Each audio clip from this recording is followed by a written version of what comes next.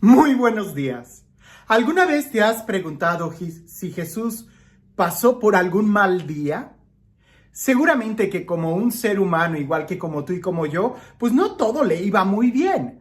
Sabemos que tuvo muy malos días, incluso si pensamos en la Semana Santa, en su Vía Crucis, en el Viernes Santo, cuando Él muere en la cruz, pues no fueron días de mucha gloria. Él debió de haber sufrido.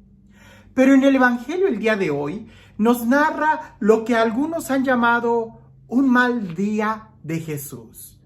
Y no tanto porque lo quisieran apedrear, sino porque parece que Jesús se acerca a algo y no es como él esperaba. Va a otro lugar y vuelve a encontrarse con una decepción hasta que al final nos da una gran enseñanza.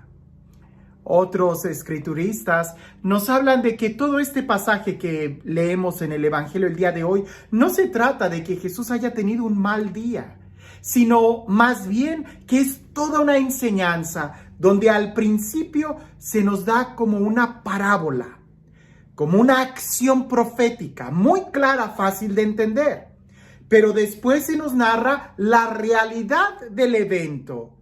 Lo que en la primera escena se vio como una parábola, en medio está la realidad cruda que una persona enfrenta o que podemos ver incluso el día de hoy, para al final terminar con una enseñanza de cómo debemos de vivir. Sin más preámbulo, vayamos directo al Evangelio y descubramos no solamente un mal día de Jesús, no, sino más bien tratemos de ver cuál es la enseñanza. No sea que seamos nosotros los que estemos cayendo en un error al no poder entender en plenitud lo que Jesús quiere enseñarnos. Dice así: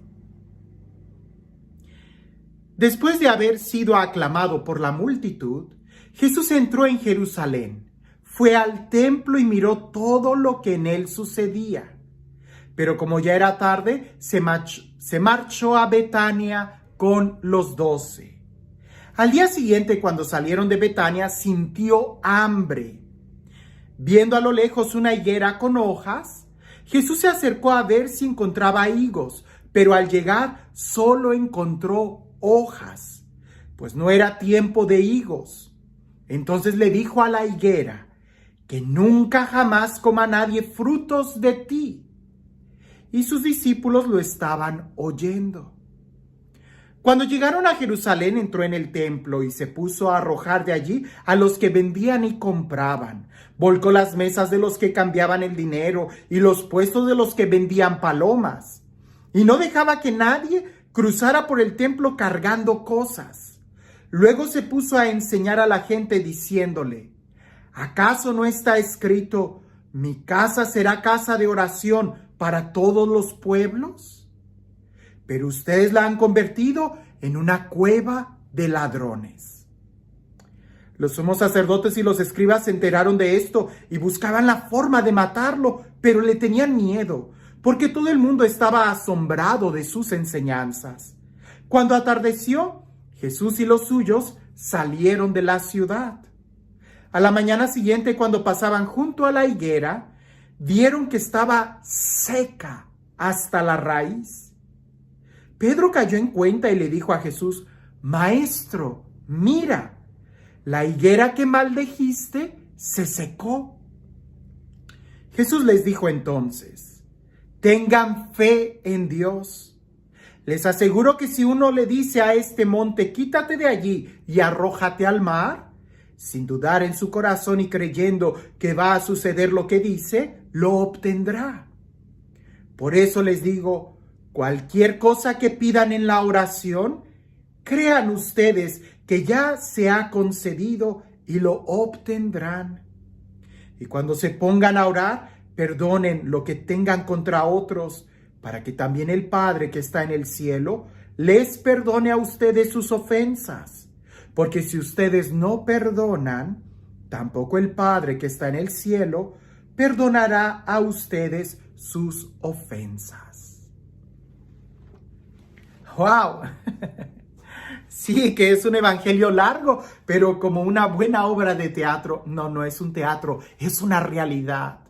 Pero para que lo podamos ver en esos tres movimientos, el primer movimiento es ese ejemplo que tiene como entrada y todo lo que va a suceder a continuación viene en el primer versículo. Jesús entra al templo y ve, no dice nada, solamente ve.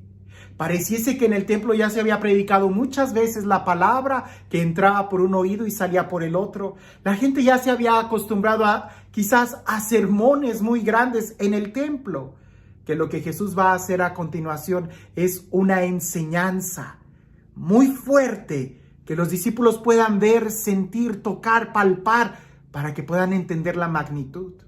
De ahí que en el templo Jesús no dice nada ese día, sino al día siguiente, cuando se levanta y tiene hambre, se acerca a una higuera. Y la higuera simboliza, pensemos, en el templo. Se acerca para ver si hay frutos, pero no hay frutos. A pesar de que se subraya que ya tenía hojas, es decir, que ya era propio de que tuviera frutos, no tiene frutos. Y si un árbol no da frutos, ¿para qué sirve? ¿Para leña? Pues entonces que se seque hasta de raíz. Y el mismo Dios que se acerca con hambre, es el mismo quien maldice a esa higuera y se seca hasta de raíz. Claro, no en ese momento. La maldice, se va al templo y en el templo empieza a hacer también una acción profética, a purificar el templo, a volcar las mesas de los vendedores. Y ya hablamos en otro tiempo sobre lo que simboliza la purificación del templo. Lo interesante es de que cuando salen, los discípulos se dan cuenta que la higuera está seca. Y le dicen a Jesús, mira, la higuera que tú maldijiste se secó. Y entonces viene la enseñanza. La acción profética es lo que Jesús hace con la higuera. Porque nosotros, tú y yo somos la higuera. Y tú y yo debemos de dar frutos. Así como en aquel entonces los frutos eran esperados del templo. Y el mismo Jesús se acerca, pues Él es Dios, para recibir los frutos del templo, la adoración, la oración, que era lo propio del templo. Y ellos lo habían hecho una cueva de ladrones. Por eso, si no da frutos un árbol, se seca y se arroja la leña. Pero si el templo no da frutos, ¿qué se va a hacer con el templo? Sino simplemente destruirlo, arrojarlo al suelo, pisotearlo. Porque es más grande la decepción que se tiene de un templo cuando no da frutos que de una higuera que no da frutos. Por eso a muchos se molestan contra Jesús y buscan cómo eliminarlo. Pero a sus discípulos Jesús les da esta enseñanza. Tengan fe, oren. Y el ejemplo que Jesús da sigue siendo tan dramático como el de esa higuera. Si tú tienes fe, lo que le pidas a Dios te lo va a dar si tú tienes fe. ¿Pero qué es fe? ¿Una fórmula mágica? No, es un compromiso de vida que enraiza en la forma en como nosotros vivimos. Por eso termina diciendo, perdónense unos a otros, para que su Padre los perdone. Porque si no recibimos nosotros el perdón de Dios, mucho menos vamos a recibir los favores de Dios. Él quiere perdonarnos, pero la puerta para recibir su perdón pareciese que es precisamente el perdonarnos unos a otros. Porque la forma en cómo nosotros lo podemos recibir a Él es precisamente recibiendo unos a otros. Y aquí es donde quiero unir esto con el principio. Jesús se acercó a la higuera teniendo hambre y no le dio de comer. Hoy Jesús sigue teniendo hambre entre nosotros. Habría que leer el Evangelio de Mateo, capítulo 25. Tuve hambre, tuve sed, estuve desnudo, era forastero, estuve en la cárcel, estuve enfermo. Y cuando me diste de comer, de beber, me visitaste, me vestiste, lo hiciste conmigo. ¿Cuáles son los frutos que estamos dando el día de hoy? ¿Estamos realmente amando a nuestros hermanos? ¿Estamos perdonando? ¿Estamos buscando la unidad? ¿Estamos dando frutos, como dirá San Pablo en Gálatas, de amor, paciencia, paz, bondad, benignidad, dominio de sí? Esos son los frutos que se esperan de nosotros. Si no damos frutos, entonces, ¿qué va a suceder con nosotros? lo que a la higuera. Seremos arrojados al fuego porque estamos quizás secos por dentro. ¿Cuál es el punto culminar de este texto bíblico? El que tú y yo podamos dar frutos. El que se encuentre frutos en nosotros. No una cueva de bandidos, sino frutos de amor, de paz, de ayudarnos unos a otros. Esto es el tema principal de este texto, porque así como la higuera que no dio frutos, el templo tampoco estaba dando frutos. Así como la higuera es maldecida y se seca para que después se prenda fuego en ella, así también el templo. Si nosotros no escuchamos la palabra de Dios y no estamos recibiendo su bendición, o si no bendecimos a otros, unos a otros, entonces no estamos dando frutos. Y no necesitaremos que alguien de fuera nos maldiga, cuando al no dar frutos simplemente nos vamos a secar hasta las raíces. ¡Wow! No es un mal día de Jesús. Parece que más bien nos está hablando de una manera tan clara para que tú y yo podamos abrir nuestros ojos el día de hoy y darnos cuenta si sí estamos dando frutos. Para dar frutos hay que escuchar su palabra y hay que dejar que nos confronte. Porque si nosotros nos acostumbramos a ir al templo, si nos acostumbramos a ir a la iglesia, nada más para calentar bancas, nada más para, qué sé yo, entretenimiento, ser unos espectadores del show que está pasando ahí enfrente, entonces nos vamos a perder. Jesús no quiere que seamos espectadores e ir a la iglesia es para confrontarnos. No para que tomemos la actitud equivocada de ser masoquistas y estar pidiéndonos perdón y todo el tiempo. No va por ahí. El arrepentimiento es algo muy importante. Es el primer paso de muchos más. Pero ¿cuáles son los siguientes pasos que tenemos que dar? Vivir una vida de santidad y una vida llena de frutos, una vida llena de gloria para alabar a Dios. Cuando vayamos al templo, cuando escuchemos su palabra, que no entre por un oído y no salga por el otro, sino que nos confronte en nuestro corazón para que podamos crecer cada día más.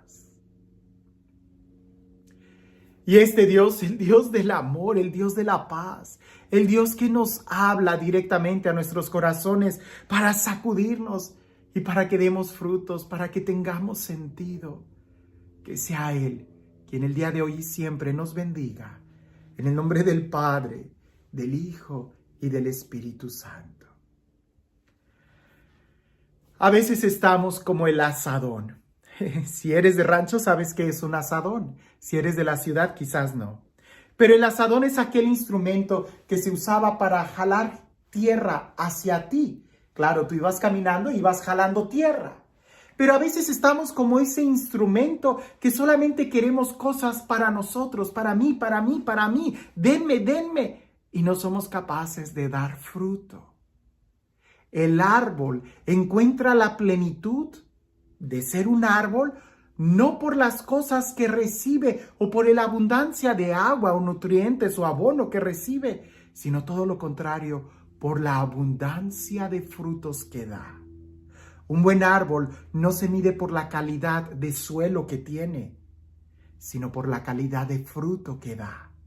Aunque no lo creas, aunque tuviera muy buen muy buen territorio, si no da fruto, entonces de nada sirve. Hay cristianos que están peleando estar en una muy buena iglesia y que piden todo para ellos, pero no son capaces de dar frutos. Lo que Jesús quiere es que primero le demos un sacrificio de alabanza, de oración. Hacer de la casa de Dios una casa de oración para que después podamos vivir como hermanos unos a otros y así reconoceremos que tenemos un solo Dios, un solo Padre. Que tengas un excelente día.